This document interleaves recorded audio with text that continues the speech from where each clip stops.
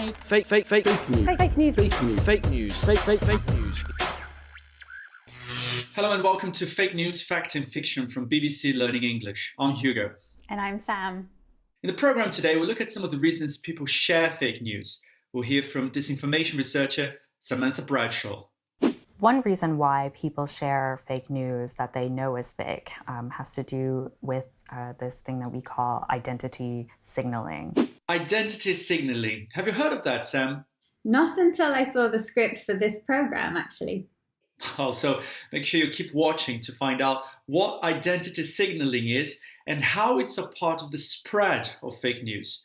Before we get to that, we have some key vocabulary which you're going to tell us about. Sam, what do you have for us today? Yes, so today I am talking about agenda, actors, and motives.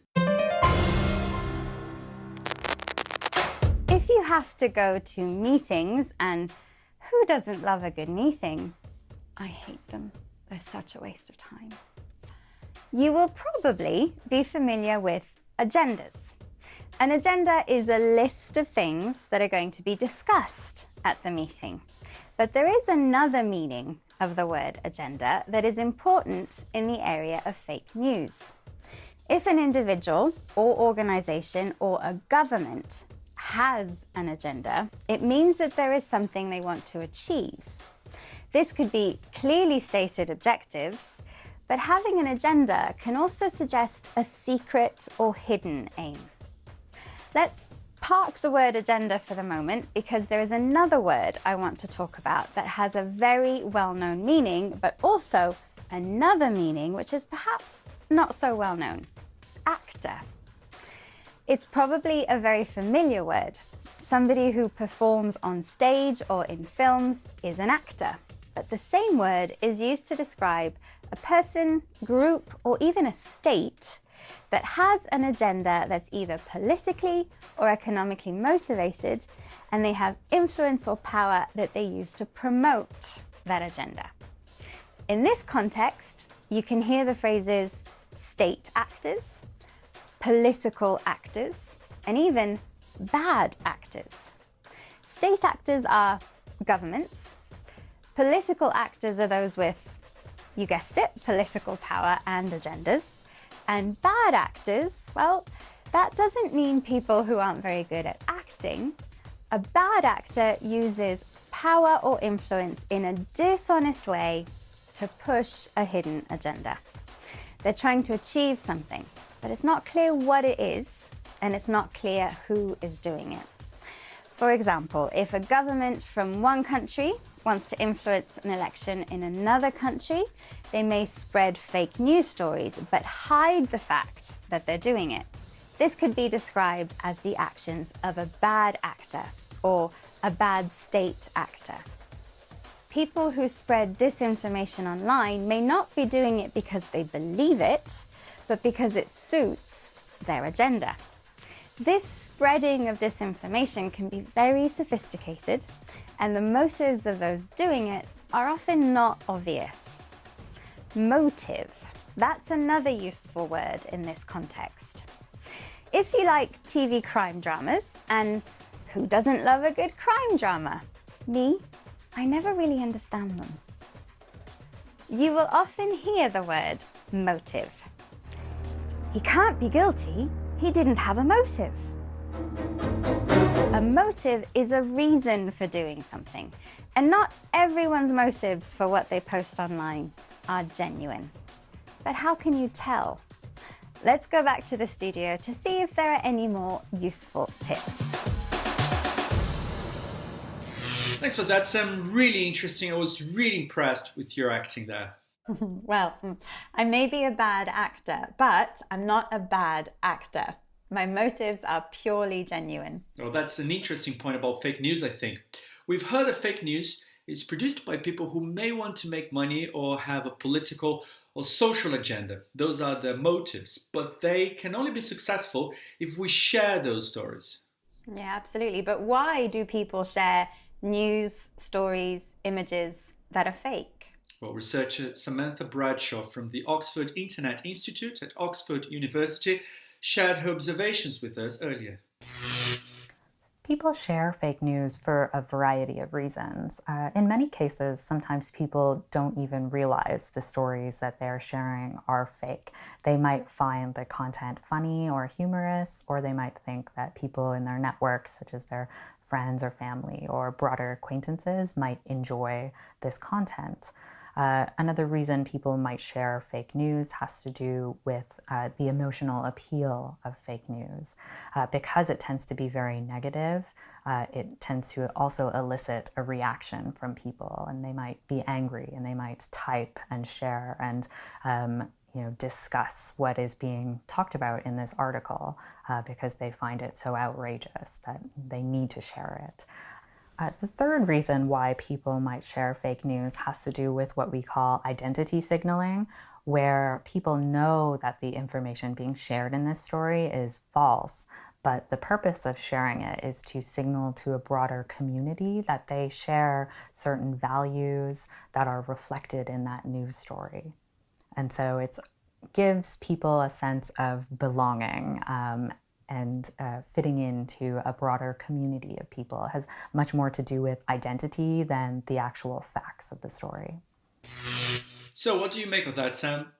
Okay, well, I can definitely see how we might accidentally share things that aren't true. For example, I sometimes see some amazing photos that I find out later are actually photoshopped, and things that might make me angry can make me reach for the share button. But what stood out for me was this idea of identity signaling. We might want to show that we belong to a particular group. We share some beliefs and opinions, and that it really doesn't matter whether the content is true or not. And this is something that the people who produce fake news know well, and they know how to make us share those stories. Here's Samantha Bradshaw again. So the purveyors of fake news will use a variety of strategies to get people clicking and sharing their content. One of these strategies has to do with just the style that fake news stories are often written in. They'll tend to use highly emotional language and content also that gets people's emotions high. And this is because psychologically we also like to share this kind of information, and this kind of content, especially highly emotive content, will go much further because of the algorithms of the platforms. And we also know that emotions like anger, outrage, fear are much stronger emotions than things like happiness and joy. And so that's why we see disinformation and fake news stories go viral compared to facts and the boring truth and the mundane truth behind, our factual daily news briefs. We, of course, still see our cat memes and cute animal videos going viral too, because joy and happiness is a strong emotion, but it's not quite as strong as things like anger and fear. Now, we know that many fake news stories are very emotive. They generate strong emotions, a sense that something's not fair, or people or organizations are doing things they shouldn't, and that can make us look for other content to support that feeling. Yeah, but good to know the cute cat videos are being shared too. And dogs, don't forget the dogs. But she also talked about algorithms, the algorithms that social media companies use. So Sam, what is an algorithm? Okay, thanks for that, Hugo. I might get into trouble here from computer experts, but let's have a go. Have you ever lost a huge amount of time because, for example, you've gone on YouTube to watch a video and then you see a list of suggested related videos which start playing automatically? All the time. I think we've all done that. Absolutely. So you click on one video and then another. And another, and then it's been hours and hours and hours. Exactly. Yeah. Okay. So what's this got to do with algorithms? Well, an algorithm is a set of instructions a computer system follows to complete a particular task. Social media companies use algorithms to make that list of related videos just for you. These are personalized based on your behavior online, and they get us clicking. This is because the companies want to keep you on their platforms for as long as possible. That's how they make their money. The longer you're on their site, the more links you click, the more advertisements you see, and the more cash they collect. And the more we click on a particular kind of story, the more the algorithms give us similar content. Now, there's nothing necessarily wrong with that, because I guess, after all, we're getting a free service which has to be paid for somehow. But it does mean that we usually don't see things that we don't like, that we don't agree with. And this can make us feel that our view, our opinion, is the right one, which everyone shares. Which is why I think it's a good idea to try and look for different opinions, so we don't end up thinking that everyone thinks the way we do. So does that mean after watching all your cat videos, you search for dog videos for a little bit of balance? I love cats and dogs equally, actually, but that's not exactly what I was thinking here. I'm just pulling you like that. Sam, please remind us of today's vocabulary. Certainly, Hugo. So we started with agenda, which is a plan of things to be done, and if it's a hidden agenda, it means the reason for someone's actions might be secret or hidden. Then there was the word actor. In the context of fake news, an actor is someone with an agenda that uses power and influence to try and promote that agenda. A motive is a reason for doing something.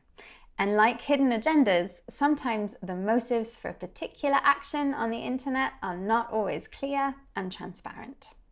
Samantha Bradshaw talked about identity signaling. This is the description of behavior online when people share things without being interested in whether they're true or not. What's important is not how true it is, but that it demonstrates that they think in the same way or share the same beliefs as the group. And finally, algorithm. An algorithm is a set of software instructions that, for example, can produce a personalized list of recommended videos based on what an individual has searched for or watched in the past. Thank you, Sam. That was very comprehensive. That's all from us today.